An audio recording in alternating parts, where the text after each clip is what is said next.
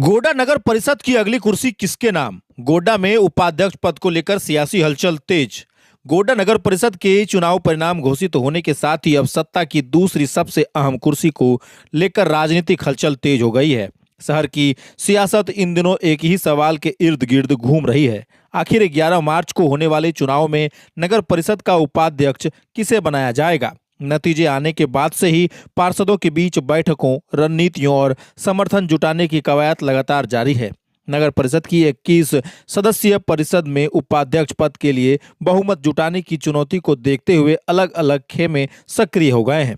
शहर के कई स्थानों पर पार्षदों के बीच औपचारिक मुलाकातें और चर्चा का दौर चल रहा है। 2 दिनों के भीतर कई दौर की बैठक ने नगर की राजनीति को काफी सक्रिय कर दिया है। कुछ पार्षद खुलकर अपने पाले में आने का संकेत दे रहे हैं, जबकि कई अभी भी अंतिम फैसले लेने से पहले परिस्थितियों का आकलन कर रहे हैं। राजनीतिक हलकों में यह भी चर्चा है कि कई पार्षद फिलहाल खुद को सार्वजनिक चर्चाओं से दूर रखे हुए हैं।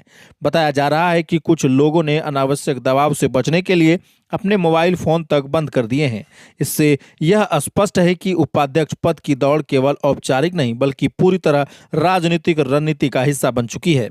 नगर परिषद के भीतर इस समय लगभग 3 प्रमुख समूह सक्रिय माने जा रहे हैं। हर समूह अपने उम्मीदवार को मजबूत स्थिति में लाने के लिए अलग अलग रणनीति पर काम कर रहा है। कहीं जातीय आधार पर समर्थन जुटाने की कोशिश हो रही है, तो कहीं व्यक्तिगत संबंध और स्थानीय प्रभाव को आधार बनाया जा रहा है। इसके अलावा कुछ दावेदार ऐसे भी हैं जिन्हें राजनीतिक संगठनों का अप्रत्यक्ष सहयोग मिलने की चर्चा भी चल रही है। नगर परिषद के भीतर पार्षदों की असामाजिक संरचना भी इस चुनाव में महत्वपूर्ण भूमिका निभा रही है। परिषद में सामान्य वर्ग के 6 पार्षद हैं, वहीं अल्पसंख्यक समुदाय से भी 6 प्रतिनिधि जीत कर आए हैं। इसके अलावा पिछड़ा वर्ग के 4 पार्षद, अनुसूचित जाति के 3 और अनुसूचित जनजाति का 1 पार्षद परिषद का हिस्सा है।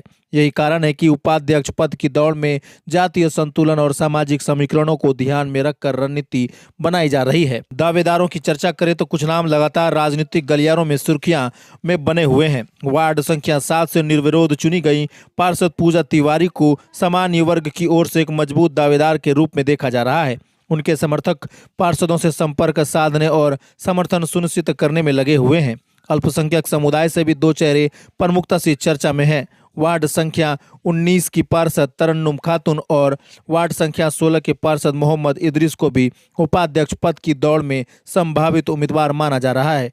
दोनों के समर्थक भी पार्षदों के बीच लगातार संवाद बनाए हुए हैं और समीकरण मजबूत करने की कोशिश कर रहे हैं। इसके अलावा अनुसूचित जाति वर्ग से वार्ड संख्या 12 के पार्षद साहिल मेहरा का नाम भी चर्चाओं में शामिल है। वहीं पिछड़ा वर्ग से वार्ड संख्या 4 की पार्षद राजकुमारी देवी भी इस पद के लिए दावेदारी पेश कर सकती हैं।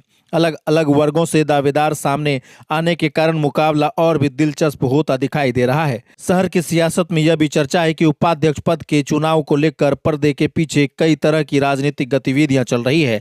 पार्षदों के बीच लगातार संपर्क साधा जा रहा है और उन्हें अपने पक्ष में करने के लिए विभिन्न स्तरों पर बातचीत की जा रही है। कई स्थानों पर छोटे छोटे बैठक के माध्यम से रणनीति तैयार की जा रही है। नगर परिषद के इस चुनाव को केवल एक पद का चयन नहीं बल्कि स्थानीय राजनीति के लिए महत्वपूर्ण माना जा रहा है। राजनीतिक जानकारों का मानना है कि उपाध्यक्ष पद का परिणाम आने वाले समय में नगर परिषद के भीतर शक्ति संतुलन तय करेगा और आगे की कार्य प्रणाली को भी प्रभावित कर सकता है। फिलहाल गोड्डा शहर की राजनीतिक गतिविधियां पूरी तरह से इस चुनाव के इर्द गिर्द केंद्रित हो गई हैं। हर दावेदार अपने पक्ष में अधिक से अधिक समर्थन जुटाने में लगा है। अब सबकी नजर 11 मार्च पर टिकी है, जब पार्षद अपने मत के जरिए तय करेंगे कि नगर परिषद की उपाध्यक्ष की कुर्सी आखिर किसके हिस्से में जाएगी। यह परिणाम केवल एक नाम घोषित नहीं करेगा बल्कि नगर परिषद की राजनीति के नए समीकरणों की तस्वीर भी साफ करेगा। आपके मन में भी क्या कुछ चल रहा है वो हमें कमेंट कर जरूर बताइएगा। बाकी बने रहिएगा ऐसे ही और देखते रहिएगा जिला जोहार।